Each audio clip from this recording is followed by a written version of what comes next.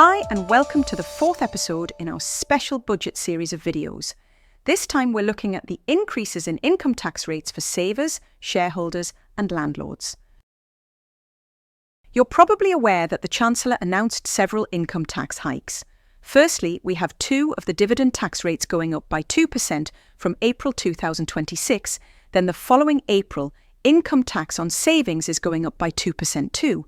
At the same time, a new property tax rate is being introduced which will be set at the same rates, 22% for basic rate taxpayers, 42% for higher rate taxpayers, and 47% for additional rate taxpayers. An income tax hike in disguise was also announced. This was in the form of a freeze on the income tax thresholds and personal allowance for a further 3 years. Fiscal drag will mean even those without dividend savings or property income will likely see themselves paying more tax as wages increase, but the tax thresholds remain the same. First, let's look at the increase to dividend tax rates which comes in on the 6th of April 2027. The rates for basic and higher rate taxpayers is increasing to 10.75% and 35.75%. However, there's no change to the additional rate, which will remain at 39.35%. The changes affect all individuals that pay tax on their dividend income, whether that is from being a shareholder in a company they own or work in, or from holding shares as investments from 6 April 2026. Next, let's take a look at the increase to savings and property income tax. This doesn't come into effect until the 6th of April 2027 to give HMRC time to update its software and tax calculation to apply the new property tax rate. If you're affected by these changes, you do at least have some time to prepare. The savings and property income tax hikes affect unincorporated landlords and savers that pay tax on their savings and/or property income from 6 April 2027. According to the Budget 2025 document, over 90% of taxpayers do not pay tax on savings income. This is largely due to the personal savings allowance. The savings and dividend tax rates will apply to the whole of the UK, but the property tax rates will not apply to Scotland. The government intends to work with the devolved governments of Scotland and Wales to enable them to set property tax rates. Currently, allowances and reliefs are allocated tax efficiently to minimise the tax liability. A further sting in the tail is that these rules are to be changed so the personal allowance is set first against employment, trading and pension income, rather than property or savings income, which will be taxed at a higher rate. This greatly reduces the scope for escaping the tax increase, and a person who has taxable savings or property income of £10,000 a year will pay £200 more tax on that income in 2027 to 2028 than currently. The rule change will also affect blind persons allowance, married couples allowance, and trading losses. As the change to dividend tax rates is a few months away, those in control of their dividend income should accelerate dividends where possible, whereas investors need to make the most of their ISA allowance. Owner-managers should consider paying additional dividends prior to the 6th of April 2026 to take advantage of lower tax rates. Don't forget about outstanding directors' loans. If they are to be cleared with a dividend, it will be more expensive to do so after the 6th of April 2026.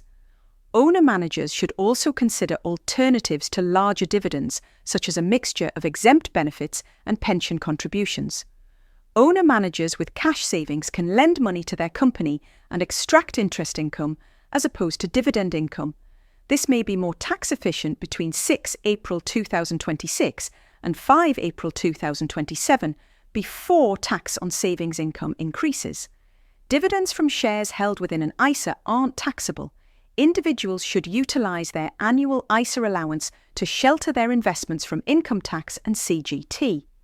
Making pension contributions is also an option, as dividends earned within a pension scheme aren't taxable either. As most people do not pay tax on their savings income, drastic action is unlikely to be necessary. Utilising ISA and tax-free allowances are key.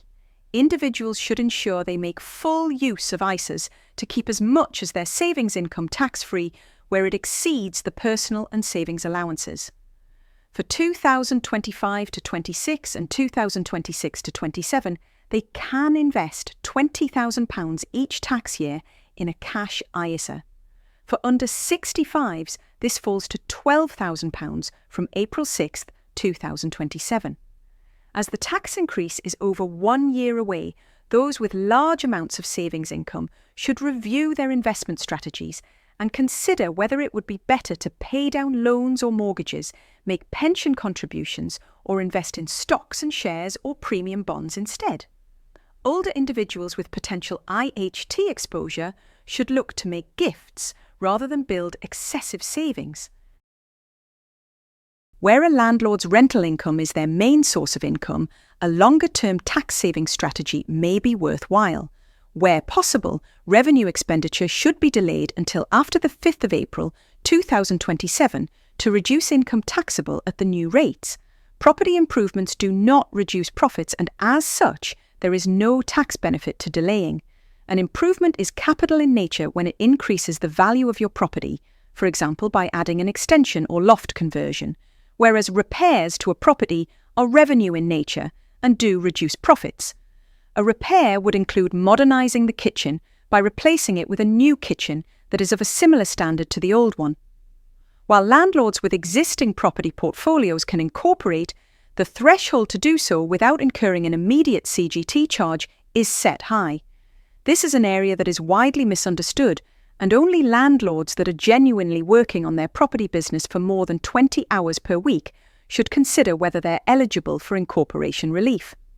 It was announced in Budget 2025 that incorporation relief will need to be claimed from the 6th of April 2026. The relief currently applies automatically, and this move is likely in response to the incorporation of property portfolios. Even where CGT is not in point, the stamp duty land tax charge is usually significant. Relief is available for genuine partnerships that incorporate, but again, HMRC is likely to scrutinise such transactions. A common misunderstanding is the interaction between SDLT and outstanding mortgages. If incorporating is too costly, landlords looking to grow their portfolio can begin using a company for any new property purchases to shelter the profits from income tax. Where property is held jointly, income is automatically split 50-50. If, however, the underlying ownership of the property is not 50-50, individuals can elect to split the income in accordance with their actual ownership. This can be done using HMRC's Form 17. Married individuals and those in a civil partnership should review how their assets are owned and transfer ownership between them to minimise their combined tax bill. There are no capital gains tax or inheritance tax implications when assets are transferred between spouses or civil partners. That's it for the 4th episode of this budget special series. If you are watching on our YouTube channel, don't forget to like and subscribe so you receive notifications of future episodes. Please do take a look at our one-stop web shop, where you can find all of our tax solutions in one place. The link is shown below.